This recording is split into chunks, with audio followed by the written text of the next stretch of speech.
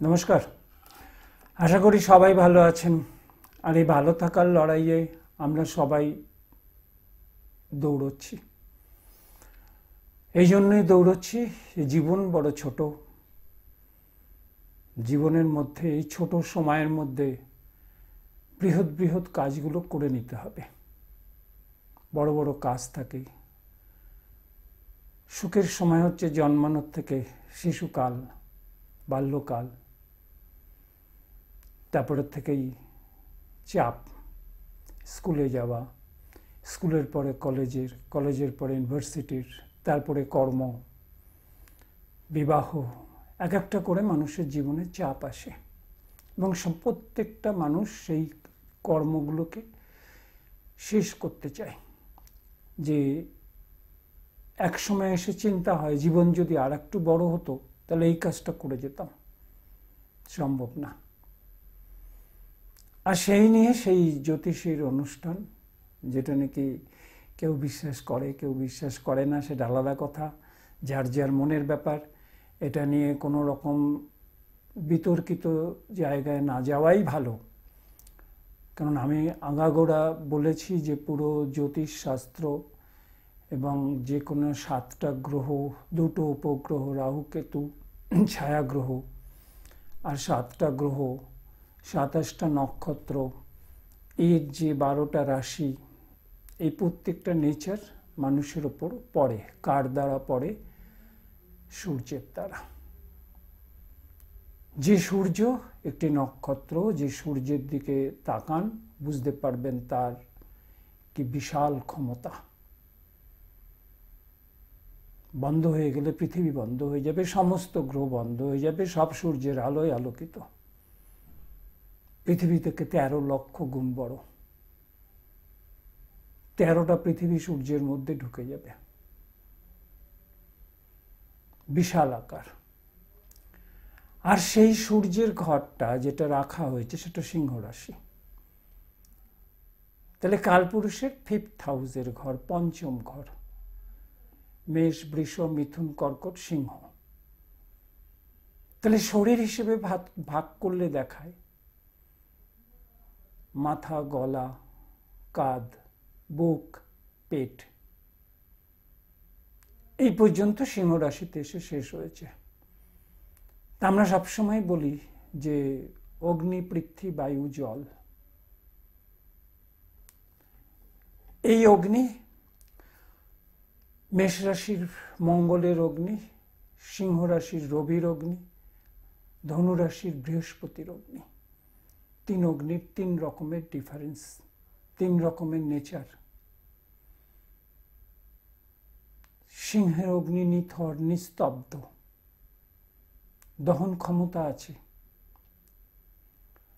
বলে না উদরের জায়গা শরীরের লুক্কায়িত, যার জন্য পৃথিবী গোলাকার। এখানে সূর্য উঠলে আর একদিকে অন্ধকার,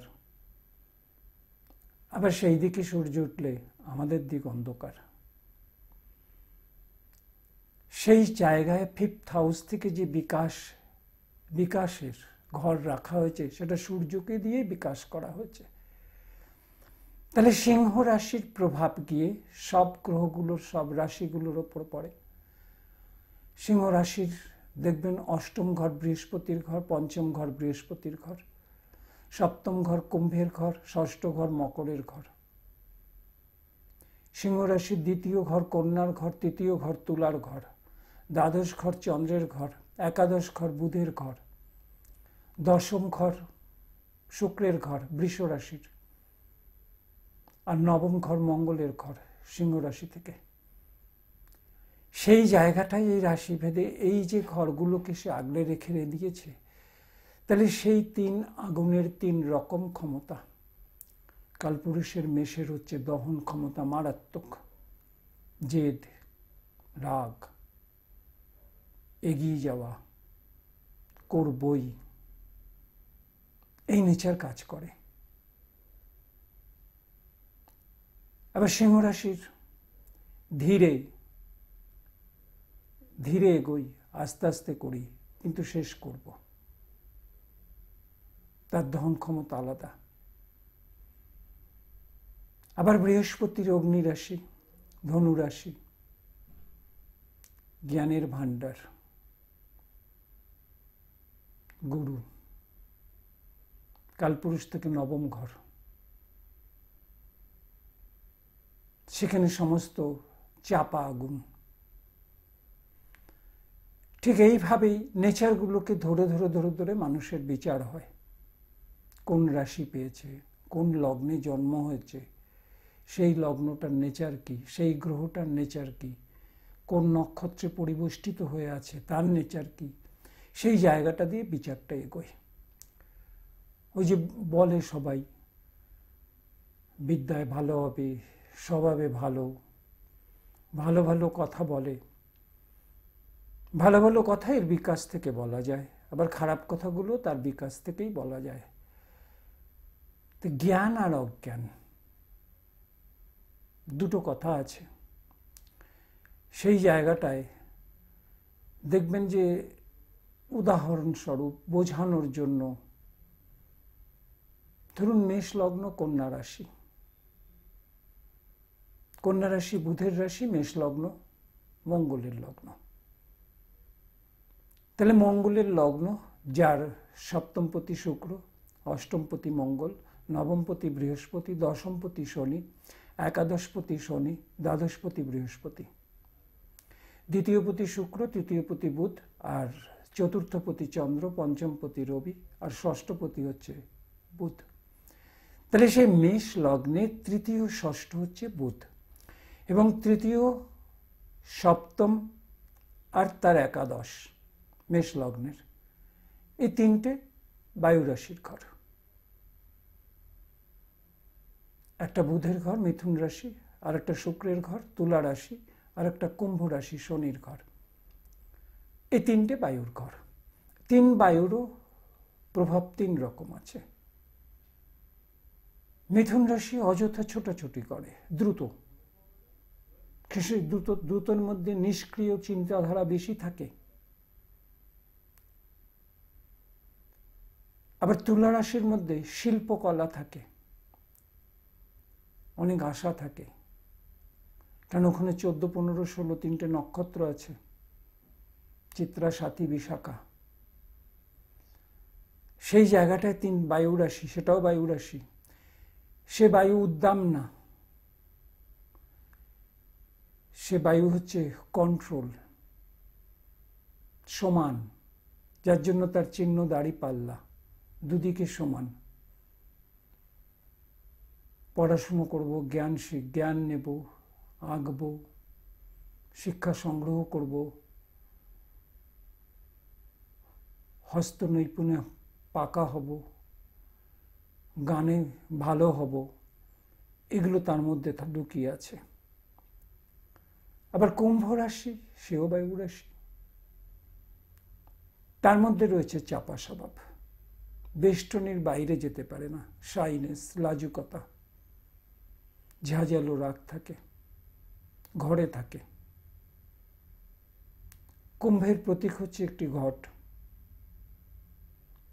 একটি বলেছি আগে যে একটি মানুষ কাঁধে করে খুব সন্তর্পণে এগিয়ে চলেছে, যাতে একটু জল না বাইরে পড়ে। তার মানে ডিসিপ্লিন, নিয়ম, খুব শৃঙ্খলাভাবে চলা, সেই জায়গাটায়। কিন্তু সেখানে 23, 24, 25 তিনটে নক্ষত্র আছে। এই তিনটে নক্ষত্র হচ্ছে ধনিষ্ঠা, শতভিষা, পূর্ব ভাদ্রপদ। একটা মঙ্গলের, একটা রাহুর, আর একটা বৃহস্পতির।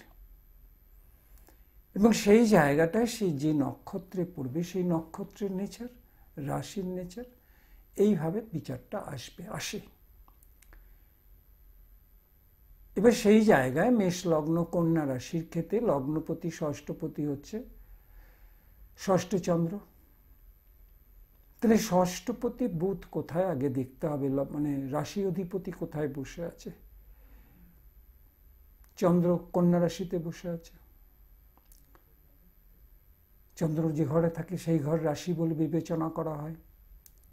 কোন নক্ষত্রে বসে আছে, ওখানে 12, 13, 14 তিনটে নক্ষত্র থাকে। উত্তর ফাল্গুনী, হস্তা, চিত্রা, এই তিনটে নক্ষত্র থাকে। 3 নক্ষত্রে 3 নক্ষত্রের নেচার হয়। এবার মেষ লগ্নের মঙ্গল আর কন্যা রাশির বুধ, বুধে মঙ্গলের নেচারে মেলে না। যেগুলো নেচারের সাথে নেচার মেলে না তাকে শত্রু মনোভাবাপন্ন হয়। যেমন রাজনৈতিক দলগুলো, সবাই দেশের ভালো করার চিন্তা করে, কিন্তু এক একজনের নীতি এক এক রকম। কেউ বলে আমি ডান দিক থেকে বাদিকে আসবো, কেউ বলে না আমি বাদিক থেকে ডান দিকে যাব, কেউ বলে আমি সোজা যাব।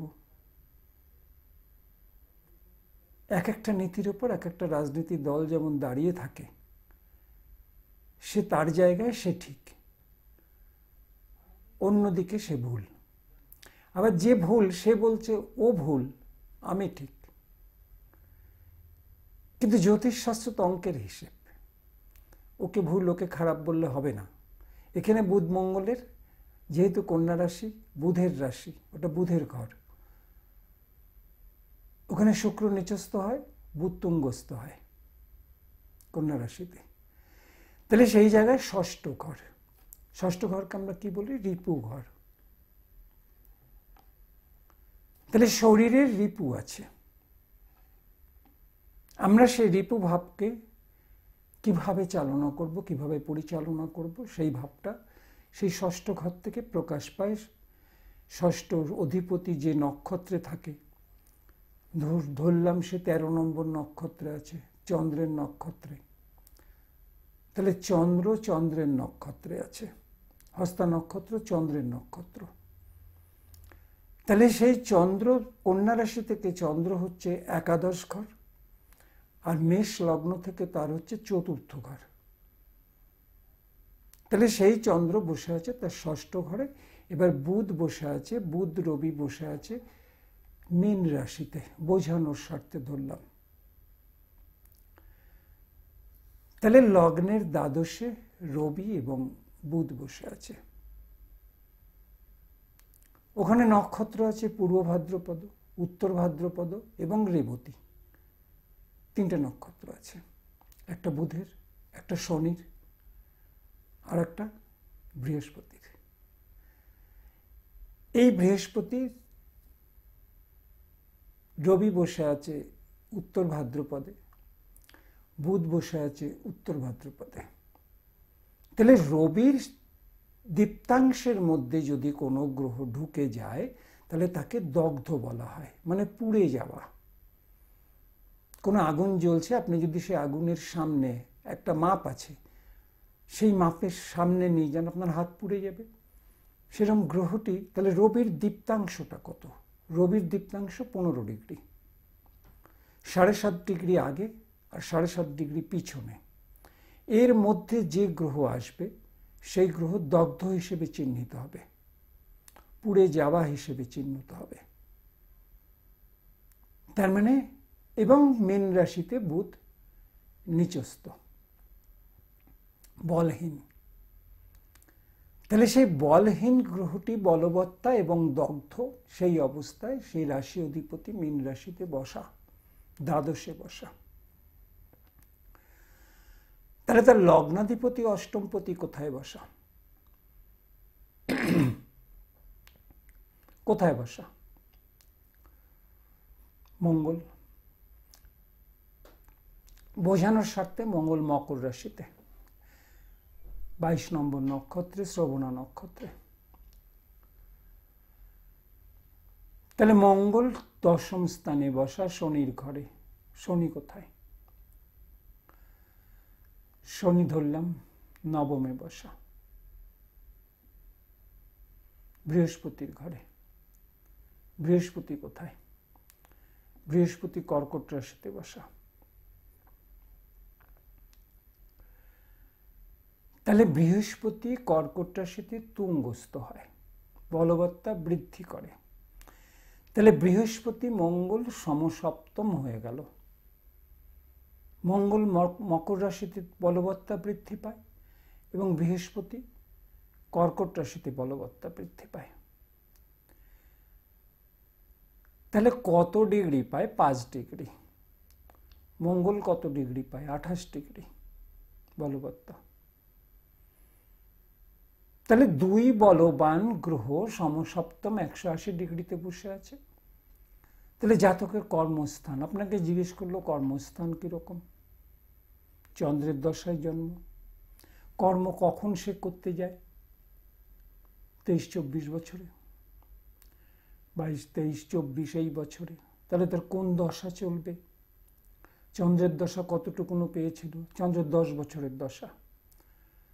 চন্দ্রের পরে আসে মঙ্গল, তাহলে 10 বছর সে পায়নি, ধরলাম সে 6 বছর পেয়েছে। তাহলে তার মঙ্গলের পরে আসে রাহুর দশা, 18 বছর। তাহলে সেই 18 বছরের তার রাহুর দশায় সে কর্মের অবস্থা জিজ্ঞেস করতে এসছে। বিংশোত্তরী মতে দশার অন্তরে যে থাকে, প্রত্যন্তরে একজন থাকে। কার সাথে কার দশা চলছে, কত সময় অবধি চলছে,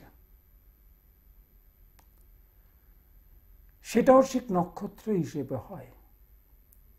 রাহু রাহু চলে, তারপরে রাহু বৃহস্পতি আসে, তারপরে রাহু শনি আসে, তারপরে রাহু বুধ আসে, তারপরে রাহু কেতু আসে, তারপরে রাহু শুক্র আসে।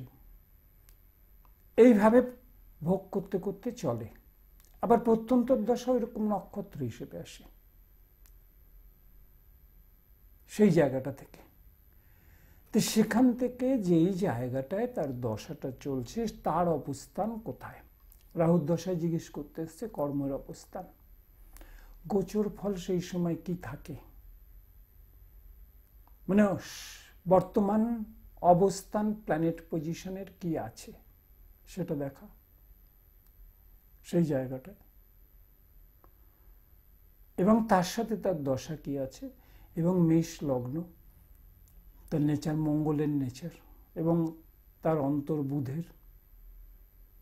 তার মানে বুধ একটু আগেই বলেছি ফেকল মাইন্ডের হয়, চিন্তা ভাবনা না করে কোনো সময় ভুল ডিসিশন নিয়ে ফেলতে পারে। কেন? বুধ থেকে কন্যা রাশি থেকে তার পঞ্চম ঘর হচ্ছে মঙ্গল বসে আছে মকর রাশিতে। কন্যা থেকে যদি ধরেন, কন্যা, তুলা, বৃশ্চিক, ধনু, মকর, 5th হাউস,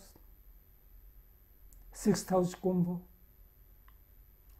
তাহলে সেই জায়গাটায় সেখান থেকে মঙ্গল বসে আছে তার ওইখানে। তাহলে দশম হচ্ছে কি? কর্ম। আমরা দশম বলতে কি বুঝি? মহাশূন্য আকাশ, যেখানে নিজেকে লড়ে নিজের ভবিষ্যৎ তৈরি করতে হয়। সেখানে কেউ তোমার সাথ দেবে না, তোমার যোগ্যতা সাথ দেবে। সেই যোগ্যতা তোমার কতখানি সঞ্চয় করেছো। দেখুন, পড়াশুনো, সার্টিফিকেট, এগুলোর মূল্যায়ন হয় কর্মর দ্বারা, এছাড়া এগুলো কোনো মূল্য নেই। জ্ঞান আলাদা জিনিস, আপনি না পড়েও বাড়িতে বসে বসে অনেক বই পড়ে আপনি অনেক জ্ঞান সঞ্চয় করতে পারেন। ডিগ্রি হয়তো পেলেন না, কি হলো? আপনি তো ব্যবসাদার, ব্যবসায়িক বুদ্ধি থাকলেই হলো। আপনি সেলসম্যান, কোনো অনেকগুলো লোক পুষে আপনার প্রোডাক্ট করেন, প্রোডাকশন করেন, সেই জিনিস মার্কেটে বিক্রি করতে পাঠিয়ে দেন। সেই জায়গায় আপনার যোগ্যতা আপনার কাছে, আপনার জানার। কিন্তু কর্ম, চাকরি ক্ষেত্রে আপনাকে লিখতে হবে কোয়ালিফিকেশন। ওইখানে আগে কোয়ালিফিকেশন হিসেবে দাম দেওয়া হয়। কারণ সেইখানে হয়তো দেখুন কি সে অতটা জানেও না, ওর থেকে অজ্ঞান লোক অনেক, বা বাইরে যার কোয়ালিফিকেশন নেই সে অনেক বেশি জানে, কিন্তু তার যে কাগজ নেই, ওই জন্য সেই চাকরিটার জায়গায় কম্পিটিশনে যেতে পারেনি। কিন্তু কম্পিটিশনে না গিয়েও কর্মের বাইরে অনেক লোক অনেক কিছু করে এস্টাবলিশড আছে, অনেক উচ্চ পদে আছে, আপনাদের নজরেও আছে সেগুলো। তাহলে সেই জায়গাটায় দরকার কি? তোমার বুদ্ধি। দেখুন, বুদ্ধি জ্ঞান কারোর উপরে বিকাশ করতে যাবেন না। আপনি আপনার মতো। আপনি বললেই আপনাকে কালকে কেউ জ্ঞানী বলবে না, দুদিন পরে হাসবে। এগুলো আপনার সঞ্চয়, এগুলো আপনি সঞ্চয় করেছেন। আপনার জানানোর দরকার নেই কাউকে। আপনি আপনার কাজে লাগান সেগুলো। নিজের কাজটা নিজের চুপে সারে করুন। ওই যে পঞ্চম ঘর সিংহ রাশির কথা বললাম, সেইরকম ভাবে সূর্য উঠলে পরে তো সভা করার দরকার পড়ে না, দিন কি রাত দরকার আছে কি? বা আপনি একজন জ্ঞানী লোক, আপনাকে বলতে হবে, বুঝলেন এখন কিন্তু দিন, আলো ফুটেছে। তার মানে কি? আপনি একদিকে আন্ডার এস্টিমেট করছেন, কিন্তু আপনিই জানেন আর কেউ জানে না, এটাও বলছেন। যে বোঝার সে চুপ করে মুচকি হাসে।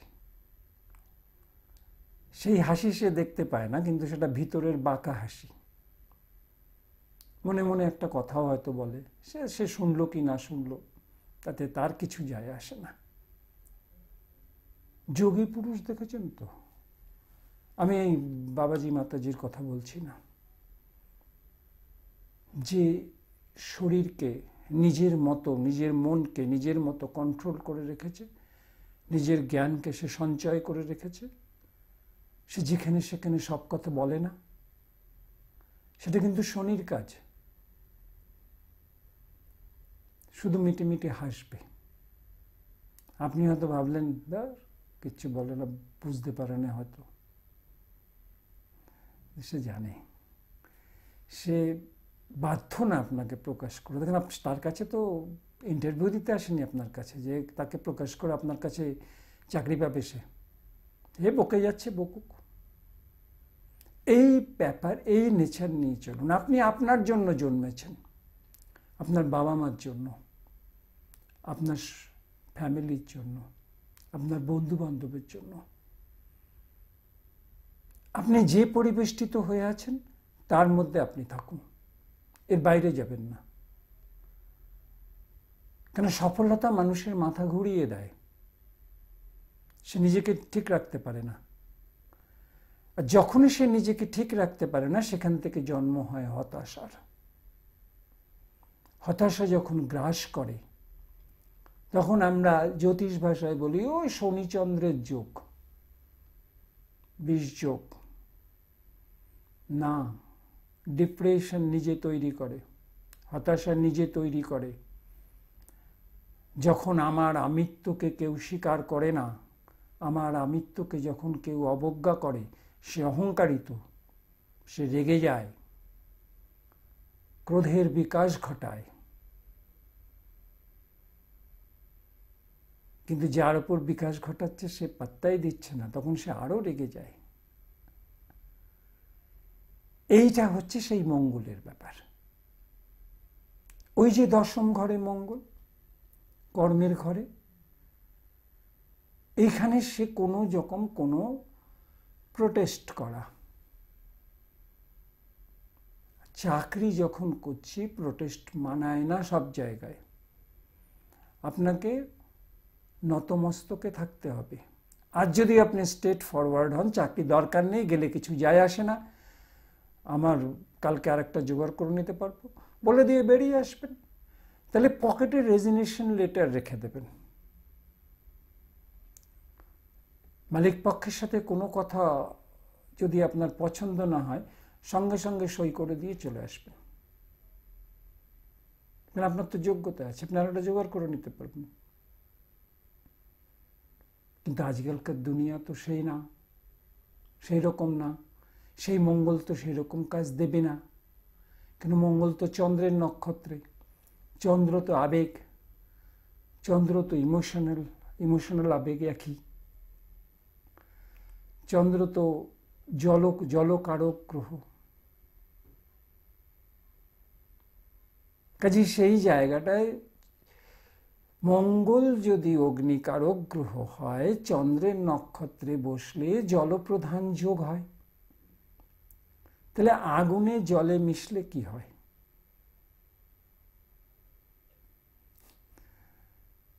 নিভে তো যাবেই, সেই প্রজ্বলতা থাকবে না। ওখানে তো 21 নম্বর নক্ষত্রে নেই, ওখানে তো 23 নম্বর নক্ষত্রে নেই, ওখানে তো 22 নম্বরে আছে। চন্দ্রের প্রভাব তার উপর তো পড়বে, মঙ্গলের উপর। সেই মঙ্গলের উপর যদি পড়ে, মঙ্গলের 3টে দৃষ্টি আছে।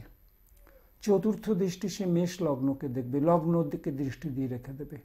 সপ্তম দৃষ্টি সে কর্কট রাশিতে দেবে, অষ্টম দৃষ্টি সে সিংহ রাশিতে দেবে। তাহলে জলের নক্ষত্রে বসে জলরাশিকে দৃষ্টি দিচ্ছে, আবার সে নিজের লগ্নকে দৃষ্টি দিয়ে রেখেছে, আবার সে রবির ঘরে দৃষ্টি দিচ্ছে। রবি কোথায়? মঙ্গল থেকে তৃতীয়। তাহলে মঙ্গল থেকে 10ম ঘর কার? শুক্রের ঘর, তুলা রাশির ঘর। শুক্রের অবস্থান কোথায়? শুক্র কুম্ভ রাশিতে,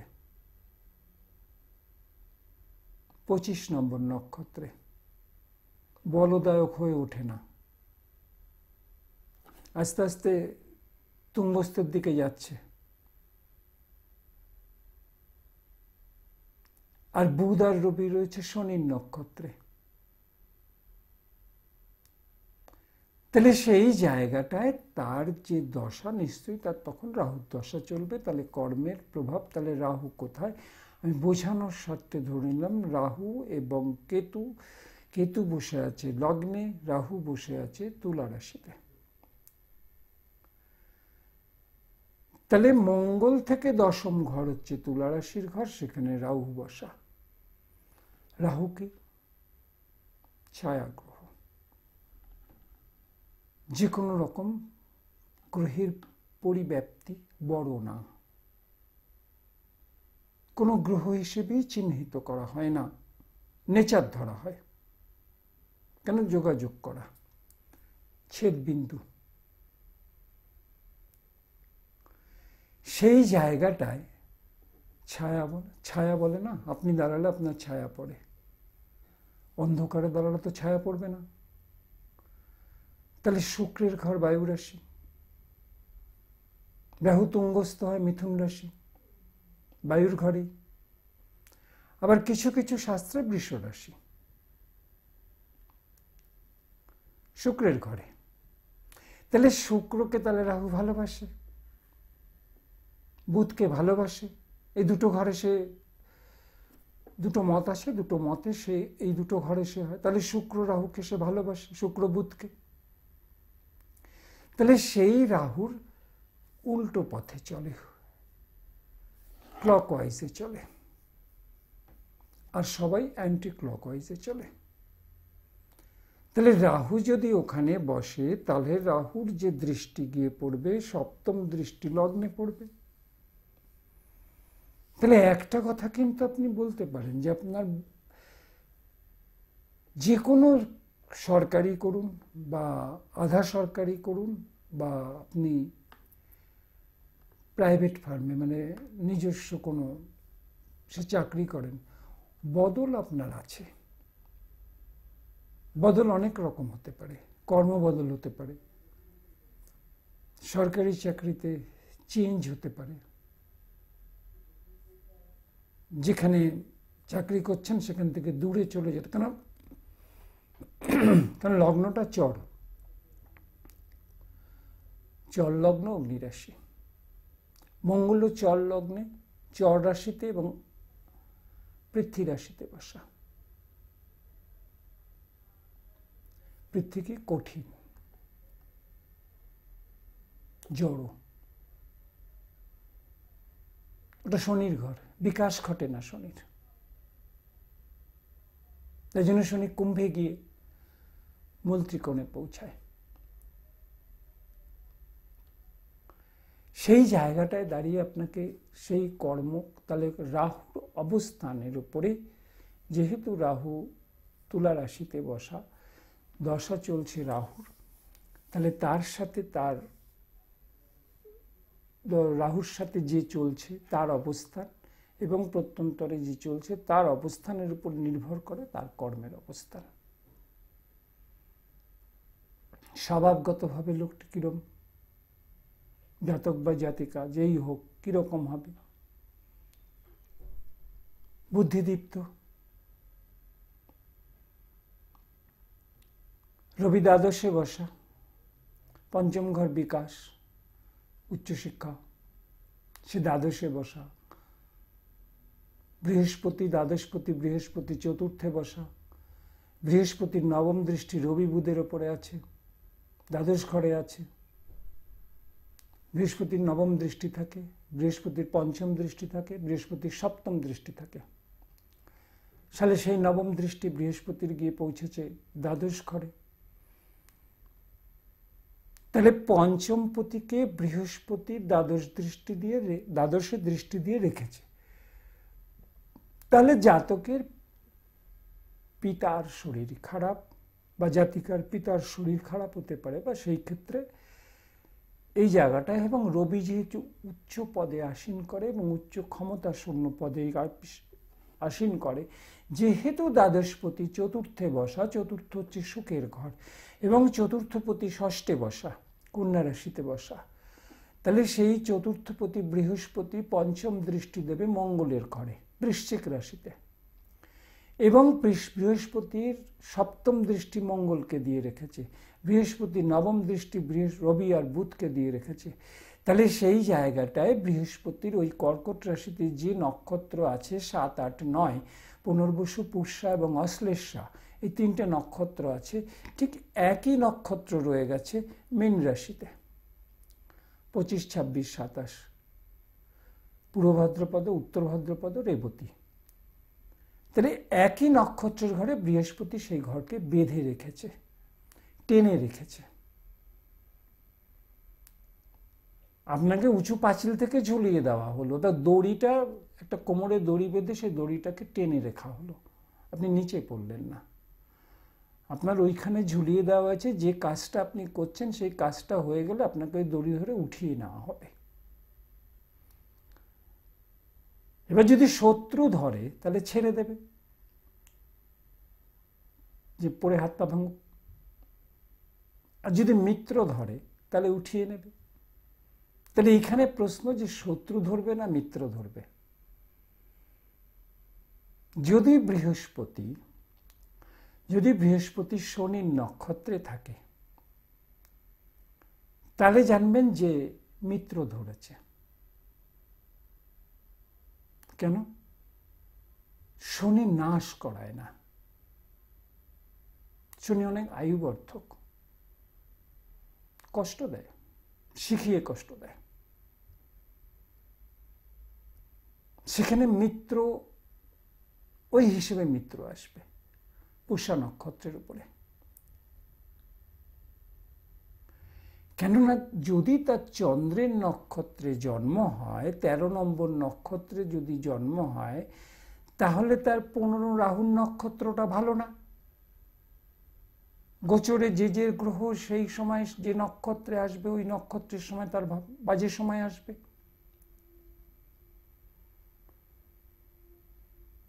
তাহলে বুধের নক্ষত্রটা ভালো না,